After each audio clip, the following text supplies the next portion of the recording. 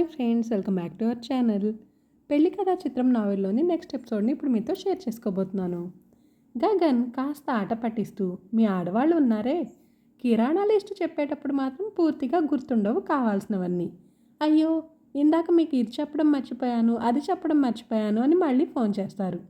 కానీ ఇలాంటి విషయాలు మాత్రం జీవితాంతం భలే గుర్తుంచుకుంటారు. ధరణి కాస్త అలిగినట్టుగా ముఖం పెట్టింది. గగన్, ఆహా, అలిగినా అందంగా ఉండటం అమ్మాయిలకే సొంతమేమో. నిజం చెప్పు, హాస్పిటల్ నా మొదటి పెళ్ళామని చెప్పాను కాబట్టి ఇప్పుడు నీతో టైం స్పెండ్ చేసిన ఆ హాస్పిటల్ వదిలేసి మరీ బావ నా కోసం వచ్చాడు అని ఆనందంగా ఫీల్ అవుతున్నావు. అదే నా మొదటి ప్రయారిటీ నువ్వే అని చెప్పా అనుకో, ఏదో మాట వరుసకి అంటావు తప్ప ఎప్పుడూ ఆ హాస్పిటల్లోనే ఉంటావు అని ఇప్పట్లాగే ఎప్పుడూ అలిగేదానివి. అందుకే మీ ఆడాళ్ళ దగ్గర మాట జారకూడదు. అవకాశం వచ్చినప్పుడల్లా ఆ మాటకే దెప్పుతారు. ధరణి చాక్లెట్ని గగన్ నోటికి అందిస్తూ నవ్వుకుంటూ, అమ్మో, నీకు ముందు చూపు చాలా ఎక్కువ ఉన్నట్టుంది బావా. గగన్ కాస్త కొంటెగా, ముందు చూపు వెనక చూపు అన్ని చూపులు ఎక్కడివి, మొత్తం చూపంతా నా శ్రీమతి చుట్టే తిరుగుతుంటే అసలేం గుర్తుకు రాదు నా కన్నుల ముందు నువ్వు ఉండగా, అసలేం తోచదు నాకు ఓ నిమిషం పాటు నిన్ను చూడక అని కారులోని పాటతో పాటు వారి ప్రయాణం కూడా ఆనందంగా సాగింది. మొత్తానికి ఆనందంగా ఇల్లు చేరుకున్నారు. లోపలికి వస్తున్న అన్న వదిలను చూస్తూనే కళ్యాణ్, హాయ్ వదిన, ఎలా జరిగింది మీ గెట్ టుగెదర్ అని అడిగాడు. బాగా జరిగింది కళ్యాణ్ అంది ధరణి. తెలుస్తుంది, మీ ఫ్రెండ్స్ని కలిసిన ఆనందం నీ మొహంలో స్పష్టంగా కనిపిస్తుంది అన్నాడు. మళ్ళీ అంతలోనే, నేను వస్తానన్నాను కానీ అన్నయ్యే తీసుకురాలేదు అన్నాడు గగన్ వైపు చూస్తూ. అయ్యో అవునా, కళ్యాణ్ని కూడా తీసుకురావాల్సింది కదా బావా అంది ధరణి. మా ఫ్రెండ్స్ని తనకు కూడా పరిచయం చేసేదాన్ని అంది. నేను అదే చెప్పాను వదిన, రోజు మా కాలేజీలో చూసిన మొహాల్ని ఎంతని చూడను, కాస్త మీ ఫ్రెండ్స్ని చూసి ఎవరైనా నచ్చితే ట్రై చేయొచ్చు అనుకున్నాను. అన్నయ్య తీసుకొస్తేగా, అయినా మీరు ఫోటోలు తీసుకుని ఉంటారుగా, ఏది నీ స్నేహితురాళ్ళలో ఎవరు బాగున్నారో ఒక లుక్ వేస్తాను అన్నాడు కళ్యాణ్ అల్లరిగా. నిన్ను అంటూ కళ్యాణ్ని కొట్టబోయిన ధరణికి కళ్యాణ్ దొరకకుండా పరిగెట్టాడు.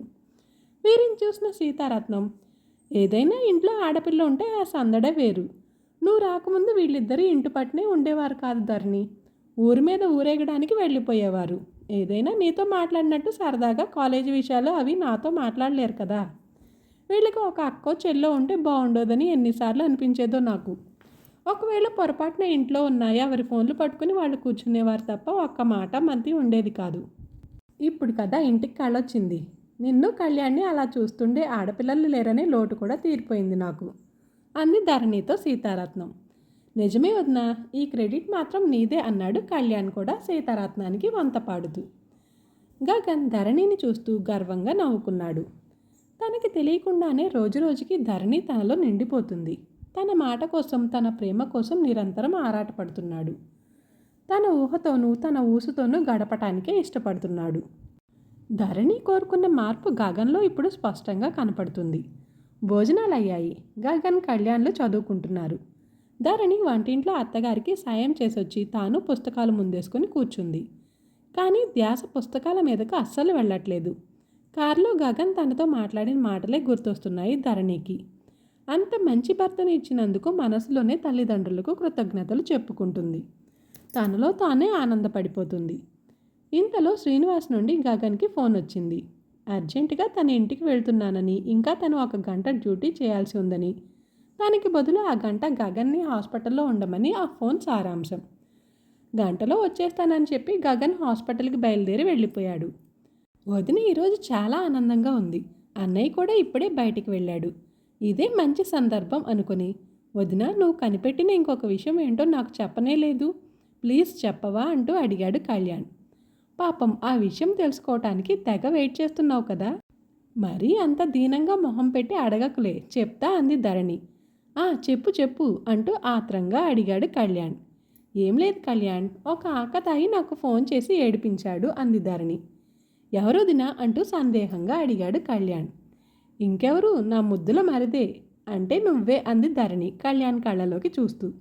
కాస్త కంగారు పడుతూ, ఇదిగో ఆట పట్టించాలంటే ఇంకో రకంగా ప్రయత్నించు, ఇలా కాదు, అయినా నేనెందుకు నీకు అలా ఫోన్ చేస్తాను అన్నాడు కళ్యాణ్ ధరణితో. ఎందుకా అంటూ చెప్పబోయి ఆగింది ధరణి. ఎందుకు అంటూ ధరణి ఏం చెప్తుందో అని ఆతృతగా చూస్తున్నాడు కళ్యాణ్. ధరణి ఒక్క నిమిషం అలాగే కళ్యాణ్ వైపు చూస్తూ, నువ్వు ఇలా టెన్షన్ పడుతుంటే నాకు భలే ఉంది, పొద్దున చెప్తానులే, నాకు ఇప్పుడు నిద్ర వస్తుంది అంటూ తన గది వైపు వెళ్ళిపోతుంది. అయోమయం, కంగారు అన్నీ కలగలిపి, వదినా ప్లీజ్ చెప్పు. ధరణి పలక్కుండా వెళ్ళిపోతుండడంతో, హలో నిన్నే మెంటల్ అన్నాడు వెళ్ళిపోతున్న ధరణి వైపు చూస్తూ. ఒకసారి వెనక్కి తిరిగి కళ్యాణ్ వైపు చూస్తూ, same to you, good night అంటూ లోపలికి వెళ్ళిపోయింది ధరణి. కళ్యాణ్ ఒక్కడే ఆలోచిస్తూ కూర్చున్నాడు. కళ్యాణ్ అలా ఆలోచిస్తూ ఉండగానే గంట సమయం గడిచిపోయింది. లోపలికి వచ్చిన గగన్ కళ్యాణ్ని చూస్తూ, ఒరే కళ్యాణ్, మనిషిలా పుస్తకాలు ముందేసుకుని కూర్చున్నావు కానీ మనసు ఇంకెక్కడో ఉన్నట్టుందిగా అన్నాడు. అన్నయ్య మాటలతో ఆలోచనలో నుంచి బయటకు వచ్చిన కళ్యాణ్, అబ్బే అదేం లేదన్నయ్య, గుడ్ నైట్ అంటూ తన గదిలోకి వెళ్ళిపోయాడు. కళ్యాణ్కి ఆ రాత్రి కలత నిద్రే మిగిలింది. తెల్లవారిన దగ్గర నుంచి ధరణితో మాట్లాడే సమయం కోసం చూస్తున్నాడు. ఆకతాయితనం పోయి గాంభీర్యం చోటు చేసుకుంది. అల్లరి స్థానంలో నిశ్శబ్దం ఆవహించింది. ధరణి ఏం చెప్తుందో అనే ఆలోచనలతోనే ఉన్నాడు కళ్యాణ్. కళ్యాణ్ వైపు చూస్తూ ధరణి, మా ముద్దుల మరిదిగారేంటి ఈరోజు ఇంత ముభావంగా ఉన్నారు? అయినా నీకు ఆ ఫేస్ అస్సలు సూట్ అవ్వలేదు, కొంచెం నవ్వొచ్చుగా అంది. వదినా నేనింత సీరియస్గా ఉంటే నీకు నవ్వులాటగా ఉందా అన్నాడు. సరే సరే ఏంటి కళ్యాణ్ చెప్పు అంది ధరణి. నేను చెప్పడం ఏంటి, నీకు ఫోన్ చేసి ఎవరో ఏడిపించారు అని, అది నేనే అని నువ్వే అన్నావు. ఎందుకు అలా అన్నావో చెప్పు అన్నాడు కళ్యాణ్. ఎందుకంటే ఫోన్ చేసింది నువ్వే కాబట్టి అంది ధరణి. కళ్యాణ్, నేనెందుకు అలా చేస్తాను నీకు? ధరణి, ఎందుకంటే మీ అన్నయ్య నేను అంటే నీకు ప్రేమ కాబట్టి. మా ఇద్దరం కలిసి ఆనందంగా ఉండాలి అనుకుంటున్న మొదటి వ్యక్తివి నువ్వే కాబట్టి. కళ్యాణ్, అసలు నువ్వేం మాట్లాడుతున్నావో నాకేం అర్థం కావట్లం లేదు వదినా. ధరణి, కళ్యాణ్ ఇంకా చాలు, ఆ ఫోన్ చేసింది నువ్వేనని నాకు తెలుసు. ఏది నా కళ్ళల్లోకి చూసి చెప్పు నువ్వు కాదని. కళ్యాణ్ ధరణి కళ్ళలోకి చూస్తూ అబద్ధం చెప్పలేక, నేనే వదినా, కానీ నాకు వేరే ఉద్దేశమేమీ. ధరణి, నాకు తెలియదా కళ్యాణ్ నీ గురించి, నువ్వేం చేసినా మా కోసమే చేస్తావని నేను అర్థం చేసుకోగలను. కళ్యాణ్, చాలా థ్యాంక్స్ వదిన, నా మీద అంత నమ్మకం ఉంచుకున్నందుకు. నా ప్రాణం పోయినా ఆ నమ్మకాన్ని మాత్రం పోగొట్టుకోను. ధరణి, బాబోయ్ నువ్వేంటి ఈరోజు చాలా కొత్తగా అనిపిస్తున్నావు. ఆల్రెడీ చెప్పాను కదా నీకు ఆ సీరియస్నెస్ సెట్ అవ్వదని. కళ్యాణ్, కదా నేను అదే అనుకుంటున్నా, కానీ ఇంతకీ ఆ ఫోన్ చేసింది నేనేనని నువ్వెలా కనిపెట్టేశావు వదిన? ధరణి, మొదటిసారి ఫోన్ చేసి బెదిరించినప్పుడు నిజంగానే చాలా కంగారు పడిపోయాను. ఎవరై ఉంటారా అని చాలా ఆలోచించాను. నాకు అలా ఫోన్ చేసి మాట్లాడాల్సిన అవసరం ఎవరికి ఉంటుంది అనిపించింది. కానీ అప్పటికే శ్రీను అన్నయ్య స్వప్న గురించి చెప్పడంతో ముందు అసలు స్వప్న ఆలోచనలు ఎలా ఉన్నాయి, అసలు ఏం చేయాలనుకుంటుంది అనే వైపుగా నా ఆలోచనలు సాగాయి. అంతలోనే మళ్ళీ ఫోన్ వచ్చింది. ఈసారి ఫోన్లో మరీ ఎక్కువ ఆలోచించకు, ఆల్రెడీ స్వప్న గురించి కూడా ఆలోచిస్తున్నావు కదా అంటూ మాట్లాడారు. నిజానికి స్వప్న గురించి నీకు నాకు శ్రీనివాస్ అన్నయ్యకి తప్ప ఇంకెవ్వరికీ తెలియదు. ఇక్కడ ఎవరికీ తెలిసే అవకాశం కూడా లేదు.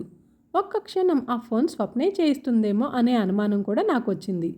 అంతలోనే మళ్ళీ తను అప్పటికే బావ కోసం శ్రీనివాస్ అన్నయ్య ద్వారా ప్రయత్నాలు చేస్తుంది. నాకు ఫోన్ చేయించాల్సిన అవసరం తనకే ఉంటుంది అని అనిపించింది. నాలో నేనే ఇన్ని ప్రశ్నించుకోవడం ఎందుకు, ఒకసారి స్వప్నాన్ని కలిసి మాట్లాడితే అన్ని ప్రశ్నలకు సమాధానాలు దొరుకుతాయి అనిపించింది. ఆ విషయమే నీతో మాట్లాడదామని నీకు ఫోన్ చేశాను. అంతలోనే నువ్వు వచ్చావు. స్వప్నను ఎందుకు కలవటం, నీకు కూడా ఏమైనా ఫోన్ చేసి బ్లాక్మెయిల్ చేస్తుందా? నాకు చెప్పు, నేను చూసుకుంటాను అన్నావు ఒకంత ఆవేశంగా. తర్వాత తనతో మాట్లాడించడానికి ఒప్పుకున్నావు. స్వప్నతో మాట్లాడిన తర్వాత ఆ ఫోన్ చేయించింది స్వప్నో కాదో అర్థమైపోతుంది. ఒకవేళ స్వప్న కాకపోతే ఇంకెవరు ఆ ఫోన్ చేసుంటారు అనే వైపుగా కూడా ఆలోచించడం మొదలుపెట్టాను. స్వప్న నీకు ఫోన్ చేసి బ్లాక్మెయిల్ చేస్తుందా అని నువ్వు అడిగిన విషయం మళ్ళీ గుర్తొచ్చింది. అంత ఖచ్చితంగా ఫోను బ్లాక్మెయిల్ అని ఎందుకు మాట్లాడావు అనే అనుమానం వచ్చింది. అదీ కాక ఆ తర్వాత రోజు నేను హాస్పిటల్కి వెళ్ళాను. బావ కోసమే వెళ్ళాలని బావ అనుకున్నాడు. నిజానికి నేను ఆ రోజు వెళ్ళింది స్వప్న గురించి ఇంకా తెలుసుకోవడానికి. సీసీ ఫుటేజ్ చూడటం కోసం శ్రీనివాస్ అన్నయ్యని కలవడానికి వెళ్ళాను. ఆ రోజు వెళ్తున్నప్పుడు అప్పుడే హాస్పిటల్ నుంచి వెళ్ళిపోతున్న నువ్వు కనిపించావు. కానీ ఆ విషయం నాకు కానీ బావకు కానీ నువ్వు చెప్పలేదు. బహుశా నువ్వు శ్రీనివాస్ అన్నయ్య స్వప్న గురించి డిస్కస్ చేసుకున్నారేమో అన్న ఆలోచన నా అనుమానానికి బలమిచ్చింది. కళ్యాణ్, వదిన, నేను శ్రీనివాస్ అన్నయ్య మాట్లాడుకోవడానికి నీ అనుమానానికి సంబంధం ఏంటి? ధరణి, ఉంది కళ్యాణ్, నాకంటే ముందే నీకు స్వప్న గురించి తెలుసు. నువ్వు ఎంక్వైరీ కూడా చేశావు. స్వప్న గురించి చెప్పే అవకాశం బావ శ్రీనివాస్ అన్నకు ఇవ్వలేదు. కాబట్టి స్వప్నకు సంబంధించిన ప్రతి విషయం శ్రీనివాస్ అన్నయ్య నీకే చెబుతున్నాడని నాకు అనిపించింది. అలాగే బావ ప్రతి విషయం శ్రీనివాస్ అన్నయ్యతో పంచుకుంటారు. బహుశా మేము ఇప్పటి వరకు దగ్గర కాలేదు అన్న విషయం కూడా శ్రీను అన్నయ్యకి తెలిసే ఉంటుంది. కాబట్టి ఈ విషయం కూడా నీకు శ్రీను అన్నయ్య చెప్పి ఉంటాడు అని నాకు అనిపించింది. కాబట్టి మీ ఇద్దరి లక్ష్యం మా ఇద్దరిని కలపడం అని నాకు అర్థమైంది. కళ్యాణ్ ధరణి చెప్పిందే ఆసక్తిగా వింటూ ఆశ్చర్యంగా, ఇంత లోతుగా ఆలోచించావా వదినా నువ్వు? ధరణి చిరునవ్వుతో, నువ్వు చెప్పు, ఇప్పటి వరకు నేను చెప్పిందంతా తప్పా ఒప్పా? కళ్యాణ్ 100% కరెక్టే. కానీ మీరిద్దరూ కలవాలని మేము అనుకోవడానికి, ఆ ఫోన్ చేయటానికి, ఆ ఫోన్ నేనే చేశాను అనడానికి నీ దగ్గర ఉన్న కారణాలేంటో వదినా? ధరణి అక్కడికే వస్తున్నా.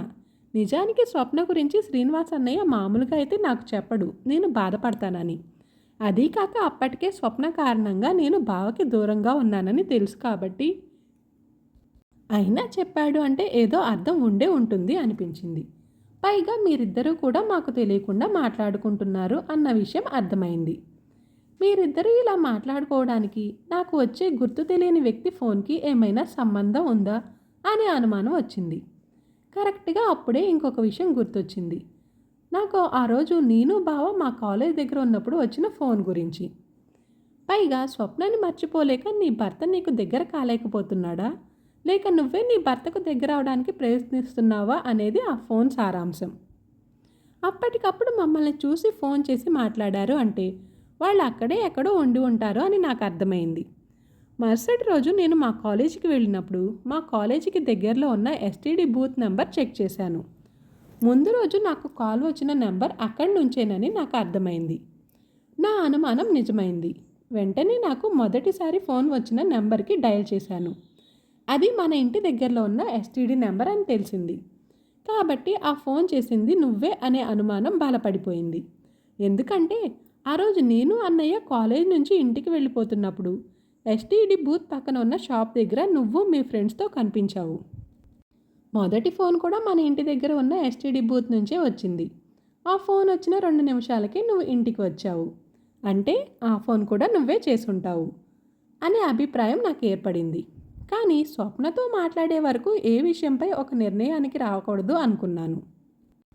స్వప్నతో నేను మాట్లాడినప్పుడు మేము ఏం మాట్లాడుకుంటున్నామో వినాలనే నీ ఆతృతని నేను గమనించకపోలేదు. ఇక స్వప్నతో మాట్లాడిన తర్వాత ఆ ఫోన్కి స్వప్నకి ఎటువంటి సంబంధం లేదని తేలిపోయింది. ఇక ఆ ఫోన్ చేసింది ఖచ్చితంగా నువ్వే అయి ఉంటావు, కన్ఫర్మ్ అయ్యాను. అందుకే నువ్వు మా మాటలు వినటాన్నే కాదు, నీకు సంబంధించిన ఇంకొక విషయాన్ని కూడా కనిపెట్టాను అని చూచాయిగా నీకు చెప్పాను. అప్పటి నుంచి నీలో టెన్షన్ నేను గమనిస్తూనే ఉన్నాను. పాయింట్ నెంబర్ 1, ప్రతిసారి మీ అన్నయ్య లేనప్పుడే నువ్వు ఆ విషయం ప్రస్తావించడానికి ప్రయత్నించావు. పాయింట్ నెంబర్ 2, నేను నీతో అలా అన్న దగ్గర నుంచి నాకు ఒక్క ఫోన్ కాల్ కూడా రాలేదు. ఇక నువ్వే అనుకున్న నా అనుమానం రుజువైపోయింది. కళ్యాణ్, వామ్మో, నీ బ్రెయిన్కి హ్యాట్స్ ఆఫ్. మరీ ఇంత లాజికల్గా ఆలోచించావా?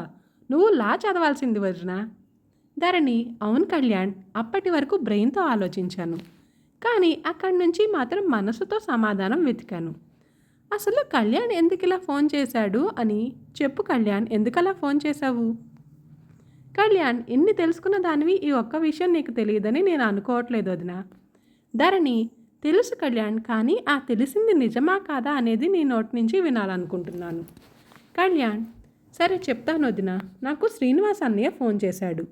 అన్నయ్య కోసం స్వప్న తనకు ఫోన్ చేసిన విషయం, కానీ అన్నయ్య స్వప్న ప్రస్తావన కూడా రానివ్వట్లేదన్న విషయం, ఆ స్వప్న కారణంగా నువ్వు ఇంకా అన్నయ్యకు దూరంగానే ఉన్నావు అన్న విషయం, అన్నిటి గురించి మాట్లాడారు. మా అందరి ముందు ఇంత సరదాగా ఉంటున్న మీ ఇద్దరి మధ్య అంత దూరం ఉందా అని తెలిసి ఆశ్చర్యపోయాను. పైగా అన్నయ్యని దక్కించుకోవడం కోసం స్వప్న మళ్ళీ ఏం ప్లాన్ చేస్తుందో అని భయమేసింది. మూడో వ్యక్తి మీ మధ్యకి రాకూడదు అంటే ముందు మీ ఇద్దరూ ఒక్కటవ్వాలి అనుకున్నాను. కానీ ఎలా?